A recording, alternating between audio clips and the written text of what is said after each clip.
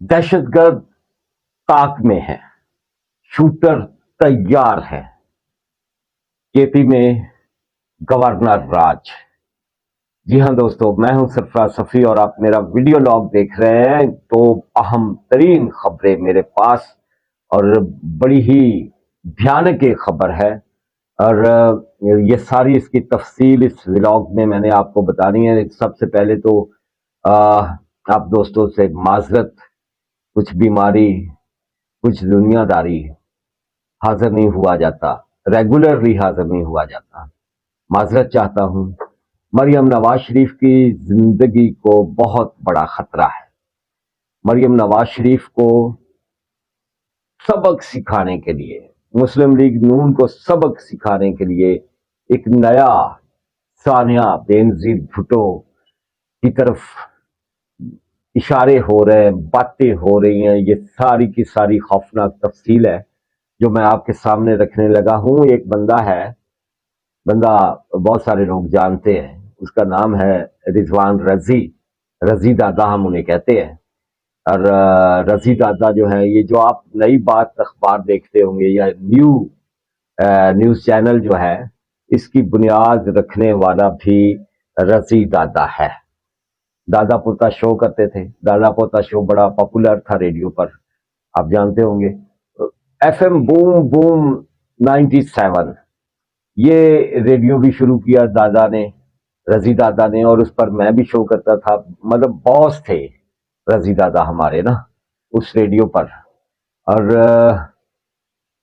जदों ਵੀਗੋ डाला ਕਿਸੇ ਵੱਲ नहीं सी ना आंदा, ਇਹ ਮਹਿਕਮਾ ਹਜ਼ਰਾਤ वाले ਜਿਹੜੇ शुमाली इलाका जात ले जाते सी, जानते हैं ना, तब ये वीगो डाला रजी दादा की तरफ जरूर आता था।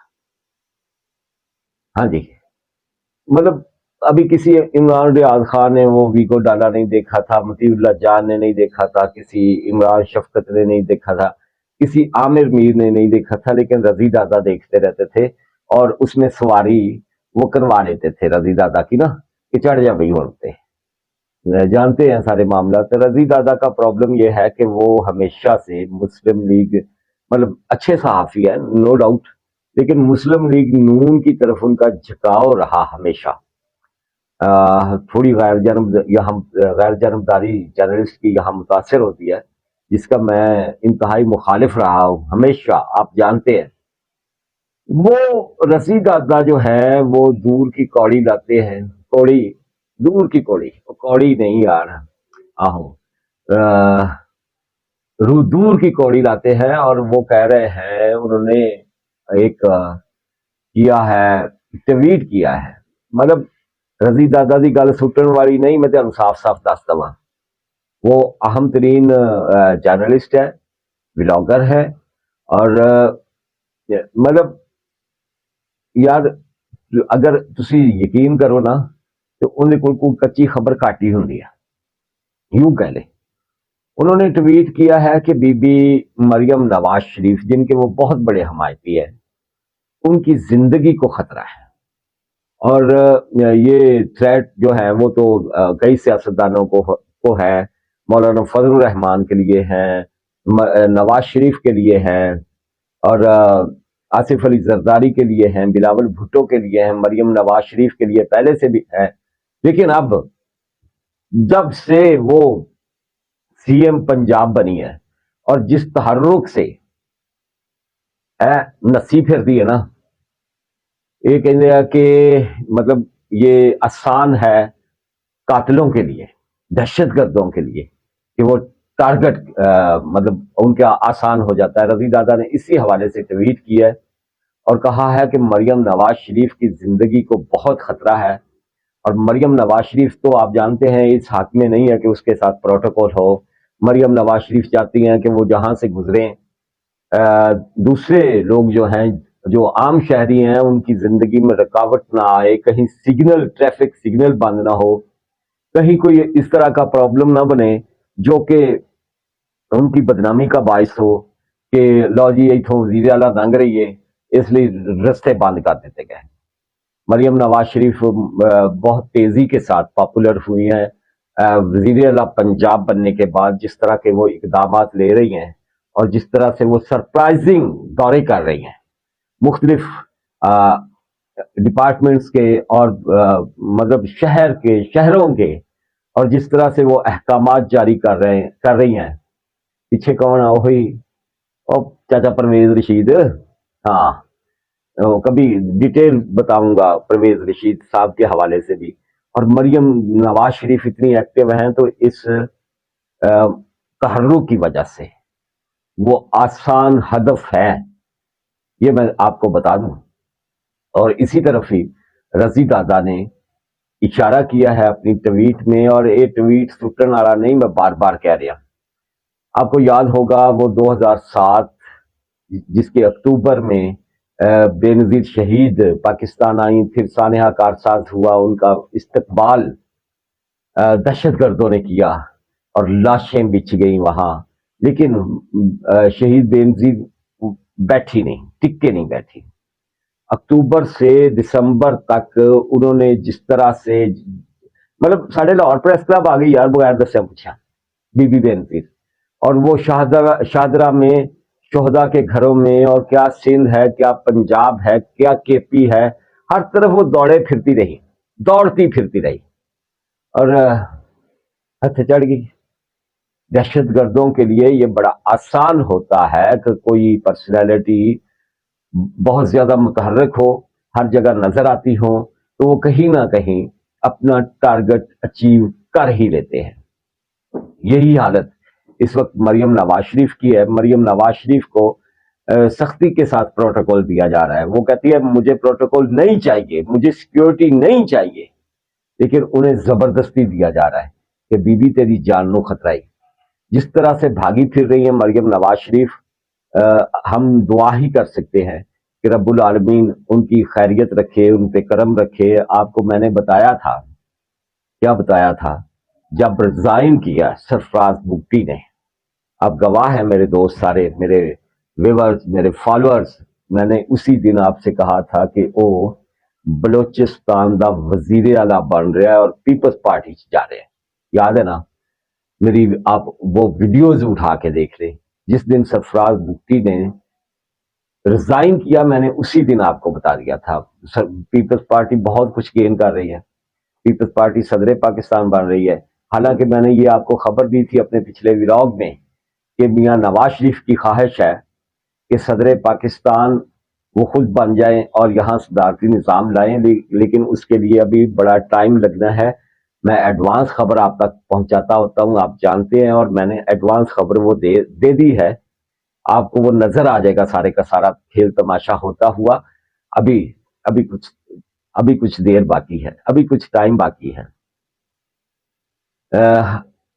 آصف علی زرداری صدر پاکستان، ڈپٹی اسپیکر قومی اسمبلی میں پیپلز پارٹی کا، چیئرمین سینٹ وہ لے اڑیں گے.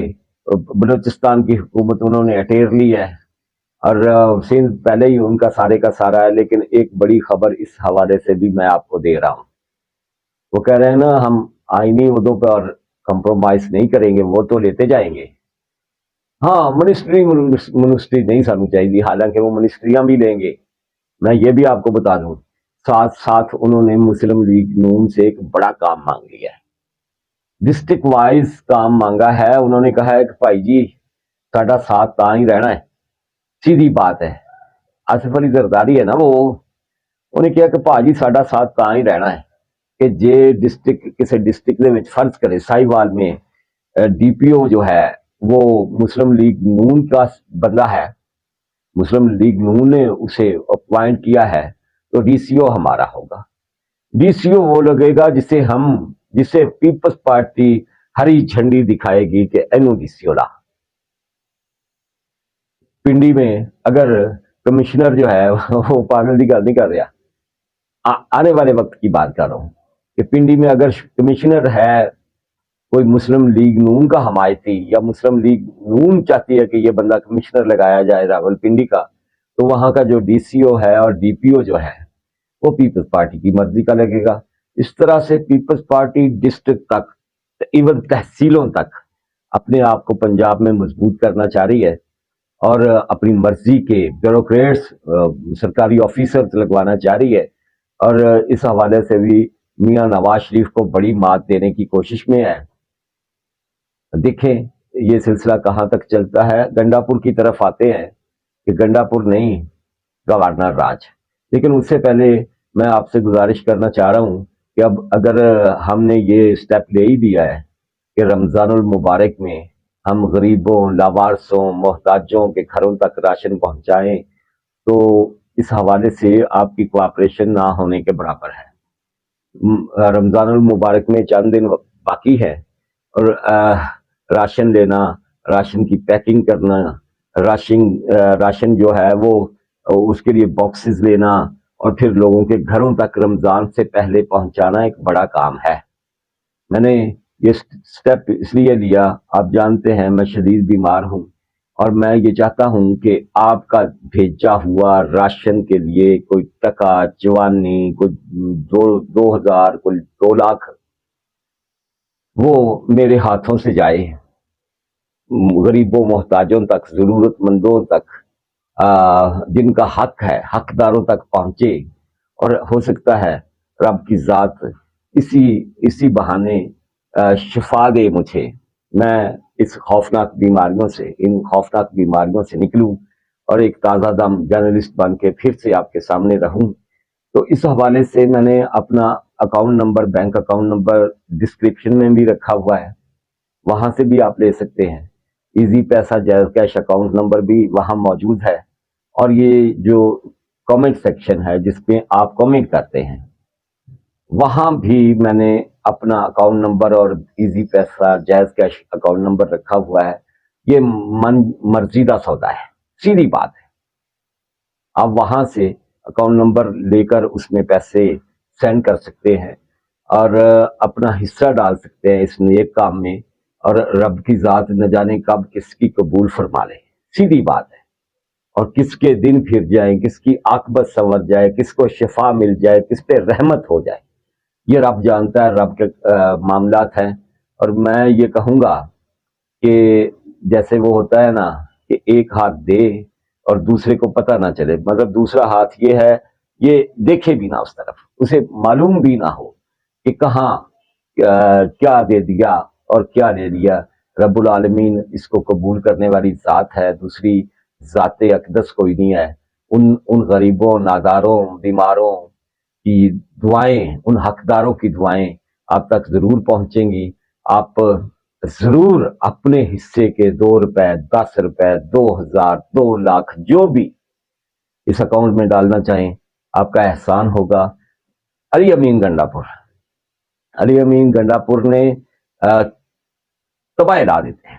مطلب کے پی کا وزیر اعلیٰ بن کر، ایک متنازع وزیر اعلیٰ بن کر اس نے جس طرح سے عوام کو پڑے رکھ کر صرف اپنے عمران خان کی باتیں کی وہ آپ سب کے سامنے ہے. جس طرح سے ثانیہ 9 مئی کو اس نے ریجیکٹ کیا، تذلیل کی ثانیہ 9 مئی کے معاملات کی، اور جس طرح سے ریاست کو پچھاڑا اور پی ٹی آئی کو آگے رکھا، یہ آپ سب کی نظر میں ہے. اور جس طرح سے اس نے دھمکیاں دی ہماری ریاست کو، چوری ریاست یا کہہ لیں کہ اسٹیبلشمنٹ کو یا ملٹری کو کہہ لیں، اور جس طرح سے پولیس کو دھمکیاں دی، اس کے بعد فیصلہ کرنے والے اس نتیجے پہ پہنچے ہیں کہ چند دن اور دیکھنا ہے اس بندے کو، اس کے بعد یہ مزید نہیں چلے گا. آپ کو پتا ہے کہ کتنی لینگویج ہوتی ہے اس کی، علی امین گنڈا پور کی، کس طرح سے یہ سر عام اسلحہ لہراتا ہے اور شراب لہراتا ہے جسے وہ شہد کی بوتلیں کہتا ہے. کس طرح سے مریم نواز شریف کے خلاف اپنے لیڈر کے پیروکار ہونے کا ثبوت دیتے ہوئے اس نے گھٹیا اور غلیظ زبان استعمال کی تھی، ہم وہ سب جانتے ہیں. اور کس طرح سے وہ اور اس کے علی امین گنڈا پور کے پیروکار اس ملک میں فتنہ فساد کی جڑیں مزید گہری کر رہے ہیں. اور میں تو ہم دساں ثانیہ 9 مئی ختم نہیں جو ہے، ثانیہ 9 مئی کی گیم آن ہے، مسلسل ہو ہی جا رہا ہے. ثانیہ 9 مئی وہ 9 مئی کا دن تھا نا، اس کے بعد بھی یہ کام نہیں رکا، آج بھی 9 مئی ہوئے جا رہا ہے. جب تک علی امین گنڈا پور جیسے کردار چمکتے رہیں گے نا، سٹار بن کے چمکتے رہیں گے تو یہ سلسلہ رکے گا نہیں. اور ریاست نے, چوری ریاست نے ایک بڑا فیصلہ کیتا ہے کہ اگر یہی سلسلہ چلتا رہا تو پیپلز پارٹی, مسلم لیگ نون اور دوسرے سارے اتحادیوں کو سرگرم کیا جائے گا, گورنر راج لے کے آیا جائے گا خیبر پختونخوا میں, اور کسی چڑیا کو پر نہیں مارنے دیا جائے گا, گرفتاریاں ہوں گی. اور میں آپ کو بارہا ان باتوں سے آگاہ کر رہا ہوں کہ بھائی جان جڑا ہے نا کے پی, ان دے معاملات بڑے خراب جے. وہ دہشت گرد, وہ افغان مہاجرین, وہ زمان پارک تک ان لوگوں کی اپروچ, ان لوگوں کا مطلب اقبال ورگے بڑے بڑے دہشت گرد, ان کی زمان پارک میں موجودگی, یہ ساری باتیں وہ ہیں جو ہمیں بتاتی ہیں کہ یہ کام کوئی نکا جا نہیں. اور ہماری بدقسمتی ہے کہ ہم نے پہلے کئی افغان جنگیں لڑی, اب ہمیں موجود جو کے پی میں دہشت گرد ہیں, طالبان ہیں, ان سے لڑنا پڑ رہا ہے, اور ساتھ یہ نئے طالبان, یہ پی ٹی آئی کے فتنہ المعروف جو اب سنی تحریک ہو گئی ہے نا, اس کی فتنہ سازیاں, اس سب کا مقابلہ کرنا پڑے گا جنرل سید عاصم منیر کو. اور یہ چومکھی جنگ ہے جو شروع ہو چکی ہے.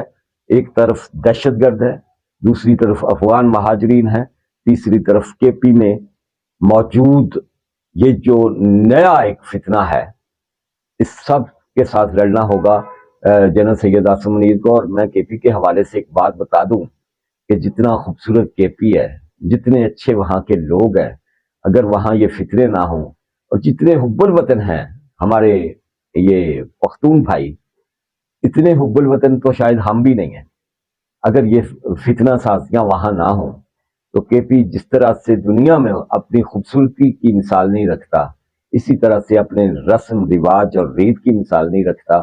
اگر ہمارے کے پی کے پختون جو ہیں وہ ان فتنہ سازیوں کو سمجھیں اور انہیں زیادہ مواقع فراہم نہ کریں اپنے آپ کو سکسیسفل کرنے کے, تو دنیا بدل سکتی ہے. بہرحال علی امین گنڈا پور کا جو فیوچر ہے وہ یہی ہے کہ اتنے گورنر راج کے سندھی کوئی شہر آتی جاوے, اور یہ سوچنے والوں نے, کرنے والوں نے یہ تہیا ابھی سے کر لیا ہے کہ کچھ ہفتے ہو رہے ویکھنا ہے تو پھر پھٹے چک دینے ہیں.